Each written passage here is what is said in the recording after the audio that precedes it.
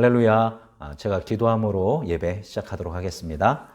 살아계신 하나님 아버지, 복 있는 사람은 하나님의 말씀을 즐거워하고 그 말씀을 주야로 묵상하는 사람이라 하셨습니다.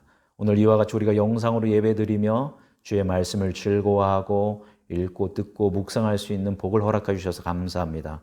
또한 기도하옵는 것은 이 하루 살아갈 때 이 말씀 따라 하나님 나라 이루어가는 삶 살도록 저에게 성령의 충만함 허락하여 주옵소서. 사랑이 많으신 예수님의 이름으로 감사하며 기도드립니다. 아멘. 오늘 우리가 함께 나눌 하나님의 말씀은 누가복음 6장 20절에서 26절 말씀입니다. 누가복음 6장 20절에서 26절 말씀 우리 함께 말씀 읽도록 하겠습니다. 예수께서 눈을 들어 제자들을 보시고 이르시되 너희 가난한 자는 복이 있나니 하나님의 나라가 너희 것이며 지금 줄인 자는 복이 있나니 너희가 배부름을 얻을 것이며 지금 우는 자는 복이 있나니 너희가 웃을 것이며 인자로 말미암아 사람들이 너희를 미워하며 멀리하고 욕하고 너희 이름을 악하다 하여 버릴 때에는 너희에게 복이 있도다. 그날에 기뻐하고 뛰놀라 하늘에서 너희 상이 큼이라. 그들의 조상들이 선지자들에게 이와 같이 하였느니라.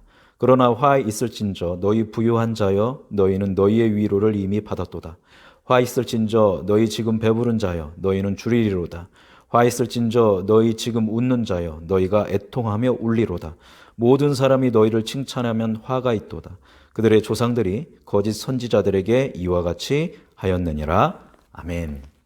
예수님께서 산에서 12사도를 세우신 다음에 산 아래로 내려오셔서 여러 가지 치유 사역을 하신 다음에 이 평지에서 많은 사람들 앞에서 예수님께서 이제 평지 설교를 하십니다. 이것은 마태복음에 있는 산상수훈과 결을 같이 하는 굉장히 중요한 말씀입니다. 하나님의 나라의 백성이 즉 그리스도인이 어떤 가치를 붙들고 살아가야 하는가에 대한 말씀이 바로 오늘부터 우리가 보게 될 6장 후반부의 말씀입니다.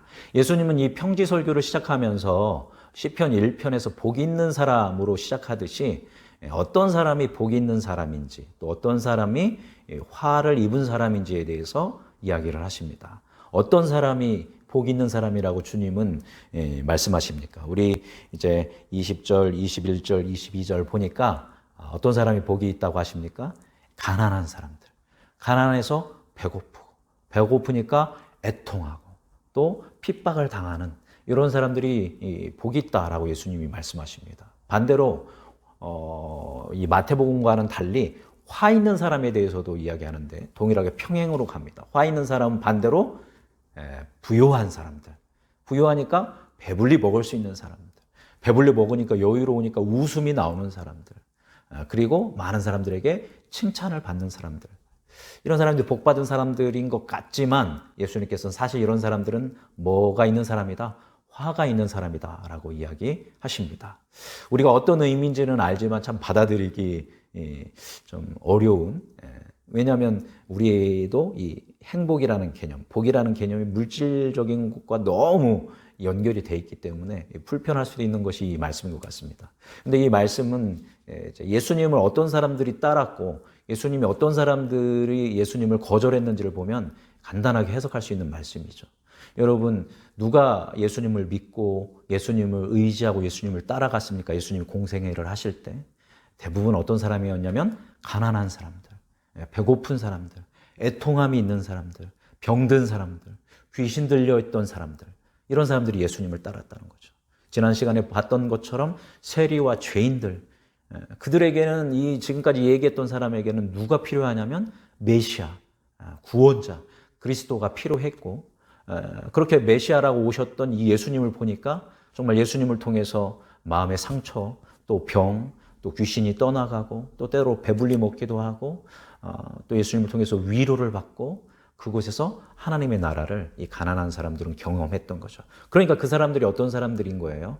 실제로는 예수님을 믿고 예수님을 받아들임으로 인해서 복이 있는 사람들인 것입니다. 반대로 어떤 사람들이 예수님을 거절했습니까? 어떤 사람들이 예수님을 대적했습니까? 당시 기득권자들이었던 제사장의 그룹, 사두개인, 바리새인들, 이 사람들 중에서 산헤드린 공의회의원을 뽑았었습니다. 이 사람들은 대부분 경제적으로는 부유했고 사회적으로는 어느 정도 높이 지위가 있었고 또 종교적으로는 부유하기 때문에 율법을 쉽게 지킬 수 있기 때문에 사람들한테 종교적으로 또 존경을 받았던 사람들이죠. 그러니까 지금도 너무 좋은 거예요. 부족함이 없는 거죠. 그러니까 누가 필요 없어요. 메시아가 필요 없죠.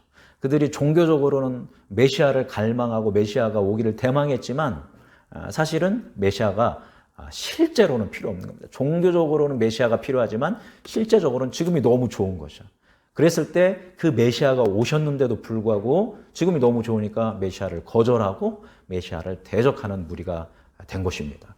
그들이 복받은 것 같지만 결과적으로는 예수님을 거절하고 예수님을 대적함으로 인해서 결국 화를 받게 되는 결과를 이제 경험하게 되는 것입니다. 따라서 이 말씀은 우리가 잘 해석해야 하는데 오해하지 말아야 하는데 가난한 거가 복이냐? 가난해서 굶주리고 애통하고 이거는 사실 복 자체는 아닙니다. 그것들로 말미암아 그 상황으로 말미암아 사람들이 누구에게로 가게 돼 있어요? 예수님에게로 가게 돼 있기 때문에 이 사람들이 복된 사람이다라는 거죠. 반대로 부요함 자체가 저주는 아닌 거죠. 문제는 그 부요함이 하나님을 필요 없게 만들고 마음으로는 내가 하나님이 필요해요. 하나님을 따라가야 합니다라고 하지만 실제적으로 그에게는 안정감과 또 기쁨과 만족함을 하나님이 아닌 부요함에서 누리는 사람들인 거죠. 부요함이 그렇게 예수님과 사람들을 멀어지게 하기 때문에 그 사람들은 화가 있다라고 이야기하시는 것을 볼 수 있습니다. 이 말씀 준비하면서 도스토예프스키가 쓴 까라마조프의 형제들의 그 백미라고 할 수 있는 대신문관 이야기가 기억이 났습니다. 그 이야기는 어떤 이야기냐면 이제 소설에서의 한 형제가 하는 이야기인데요. 자기가 만들어낸 시라고 하면서 하는 얘기인데요.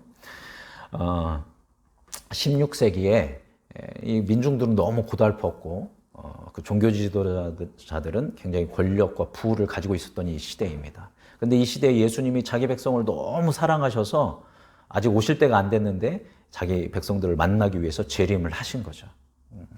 그랬더니 이 민중들은 예수님을 다 한눈에 알아보고 예수님한테 가서 치유를 받고 또 회복을 받고 은혜를 누립니다. 그런데 그것을 종교 지도자인 한 추기경이 그죠? 당시의 최고의 종교 지도자죠. 이 추기경이 그 예수님을 굉장히 눈여겨 바라봅니다. 그 다음에 어떻게 하냐면 예수님을 체포하고 감옥에 가둡니다.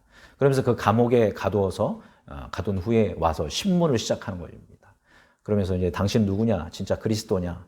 네가 그리스도인지 아닌지 나는 상관없다라고 이야기하면서 이야기를 풀어나가는데 이 대신문관도 이 추기경도 그 청년이 예수님이라는 것을 알아봅니다. 그런데 결국에는 뭐라고 하냐면 우리는 당신이 필요 없다. 왜 왔냐? 나는 당신이 필요 없다.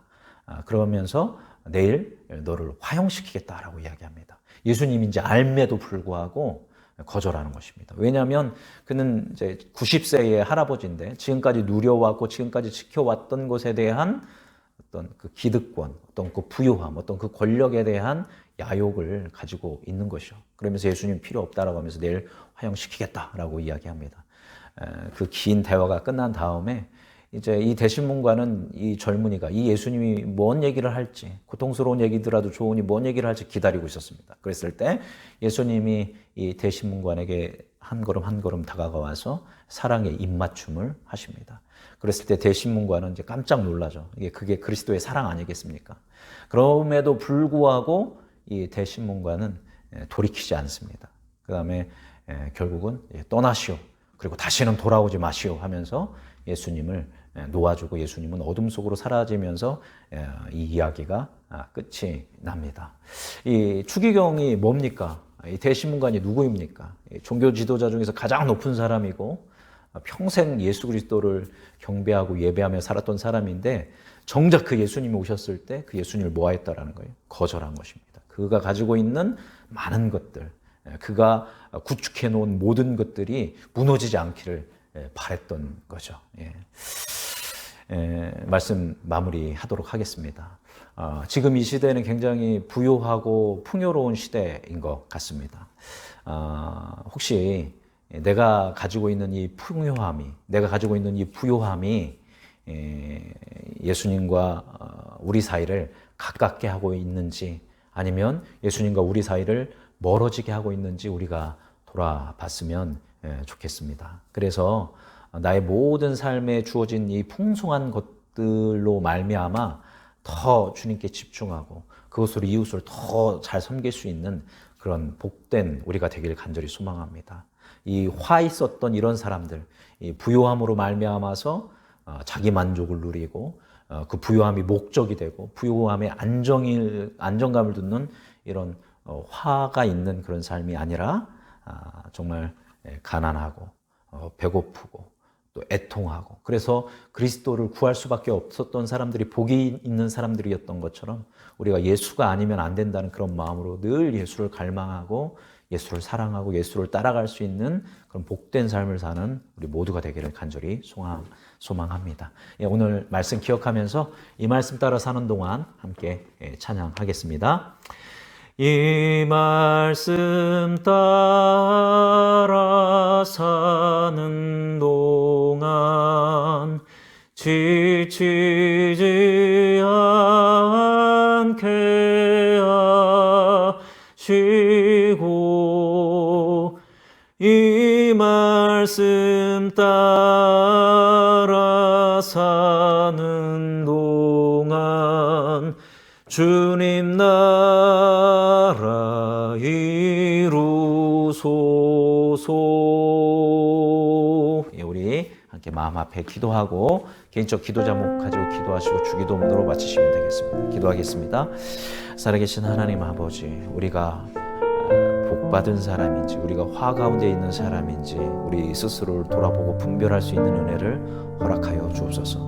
예수님을 믿고 있음에도 불구하고 나에게 주어진 것들의 안정감을 두고 나에게 주어진 풍요로움과 권력과 또 어떤 명예와 이런 것들에 의해서 내가 안정감을 두고 살아가고 있지 않은지 우리를 돌아보게 하여 주시고, 정말 가난하고 굶주리고 애통함이 있어서 예수를 찾을 수밖에 없었던 아버지 그들처럼 우리가 그렇게 주님을 갈망하고 찾고 있는지 돌아보게 하여 주시고, 그런 갈망함으로 예수 그리스도를 찾고 구하는 복된 인생을 사는 우리 되도록 이 하루의 삶을 인도하여 주시길 간절히 소망합니다.